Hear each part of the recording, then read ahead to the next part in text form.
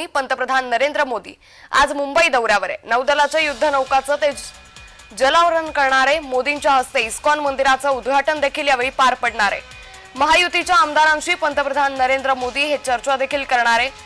पंतप्रधान नरेंद्र मोदी आज मुंबईत येत असून त्यांच्या हस्ते नौदलाच्या 3 आघाडीच्या INS सूरत, INS नीलगिरी आणि INS वाक्षीर या युद्धनौकांचं जलावरण होणार आहे।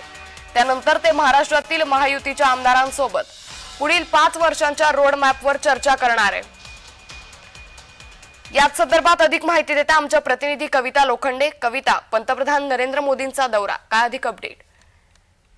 नक्कीच अंकिता, आज पंतप्रधान नरेंद्र मोदी हे महाराष्ट्र दौऱ्यावरती आहेत आणि महाराष्ट्र दौऱ्यामध्ये मुख्य विषय जे कार्यक्रम आहेत ते त्यांनी आखलेले आहेत। पहिले सकाळच्या दरम्यान जे आहे ते पंतप्रधान नरेंद्र मोदी यांचा 9:30 वाजता जे आहे ते मुंबई येथे दौरा असणार आहे आणि त्यानंतर दुपारी जे आहे नवी मुंबईमध्ये असणारं इस्कॉन जे मंदिर आहे या मंदिराचा लोकार्पण सोहळा जो आहे तो पंतप्रधान नरेंद्र मोदी यांच्या हस्ते होणार आहे आणि त्यानंतर जे आहे त्यांची आमदारांसोबत जी आहे ती बैठकीचं आयोजन करण्यात आलेलं आहे। अशा प्रकारचा जो आहे हा पंतप्रधान नरेंद्र मोदी यांचा दौरा जो आहे तो आजच्या दिवसामध्ये आखण्यात आलेला आहे।